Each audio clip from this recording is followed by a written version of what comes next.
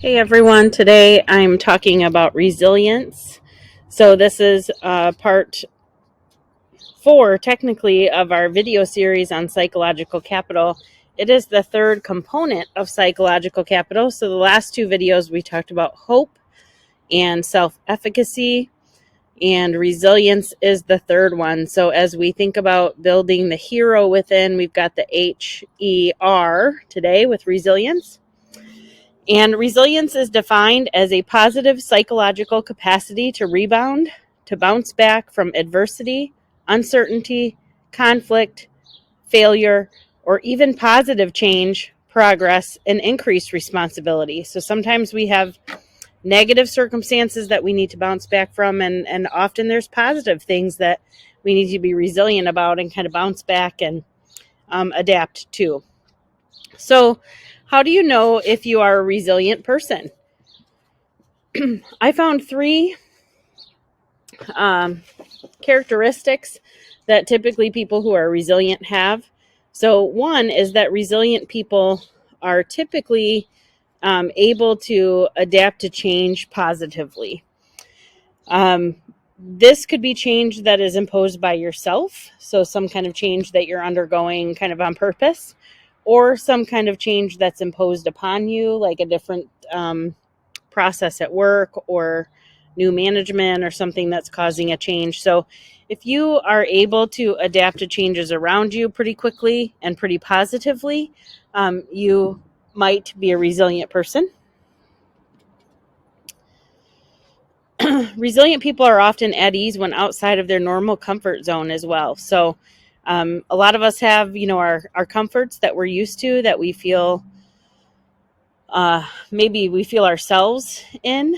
But if you have resilience or you're a resilient person, it might be okay for you to be kind of pushed outside of those normal limits and be tested a little bit and challenged, and also excited maybe even about some of those new opportunities.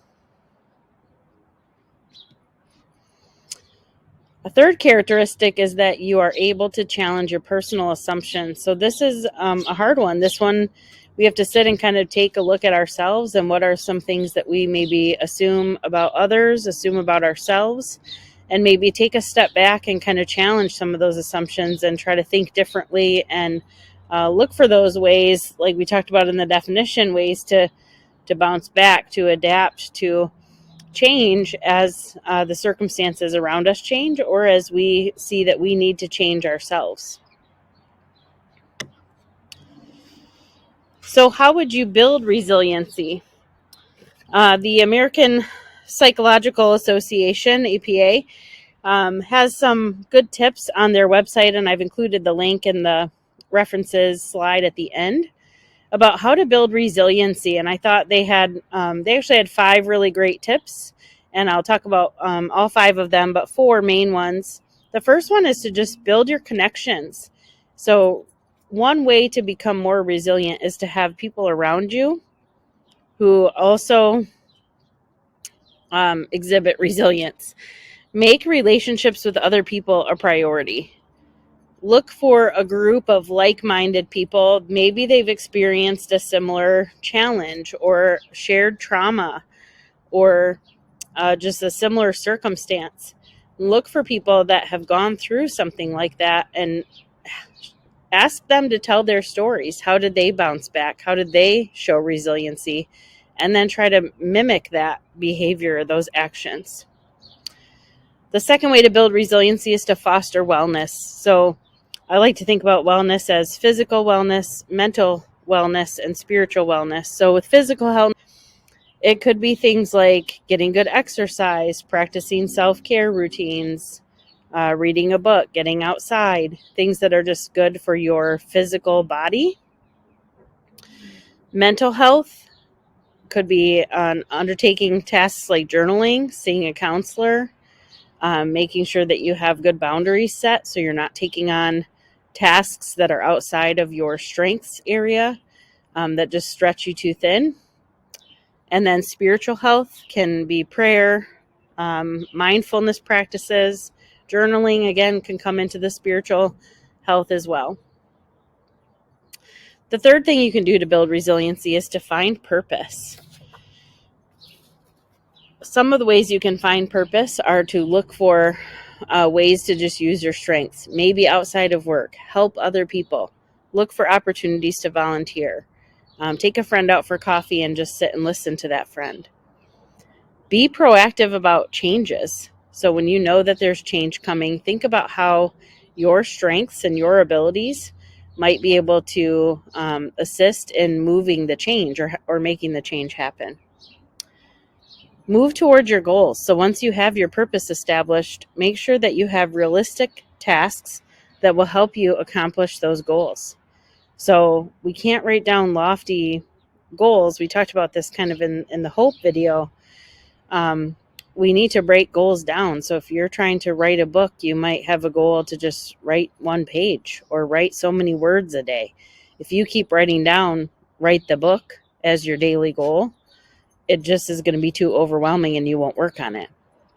So breaking that down into, 200 words a day or 1 page a day is something that you can accomplish that does help you move towards your goal. I can testify to this one.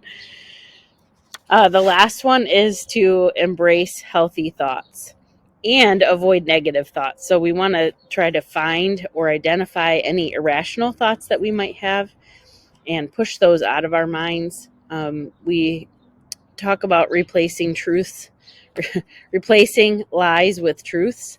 So if you can identify a lie that you might listen to or something negative, can you identify a truth in that lie and replace the lie with the truth so that you're telling yourself kind of positive affirmations on a daily basis? This can also come into play with negative like vices, like alcohol and drugs. We want to avoid those types of things because the momentary high, I guess, if you will, that you get from those, it just doesn't last very long. And you can never recreate the feeling and the, I'll say high that you get the very first time. You can never recreate that. And so we want to just try to avoid negative types of behaviors and thoughts. We need to accept damage as part of growth. So just knowing that damage and challenging circumstances and change, all of those things are going to happen. We are going to have negative things happen in our life. And that's part of growing. That's part of building resilience. And that's part of making us who we are. And the last part of embracing healthy thoughts is to try to maintain a hopeful outlook. So just trying to think through, you can use positive affirmations, but even in a very challenging or negative situation, try to find the positive outcomes. Look for that silver lining that you can focus on and figure out how you caused that silver lining, if you were the cause, and how you can replicate that the next time some kind of change or event happens. I'm sitting outside so you can hear the birds this video. Resilience as a resource is a positive characteristic that we can draw on when faced with a circumstance that requires persistence. So sometimes people confuse resilience with persistence. Resilience often has to do with bouncing back from something that would be considered a challenge or be considered negative, whereas persistence is kind of just pushing through to accomplish something. Persistence doesn't necessarily require that something negative or challenging happened, but resilience can be something that we draw from when we're faced with a goal or obstacle that requires persistence. We can draw that positive trait of resilience to be able to push through. And then just a quick quote. She stood in the storm, and when the wind did not blow her way, she adjusted her sails. And I really like this quote because I think about, that metaphor of sailing. What happens when the wind doesn't blow the way that you need your boat to travel? You have to adjust your sails. You have to make change so that you can catch the wind to push your boat in the right direction. And I think as people,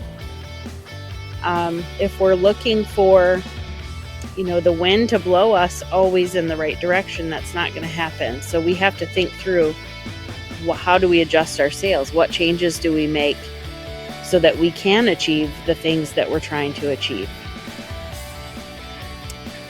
And I just have a few references here if you want to read further about resilience.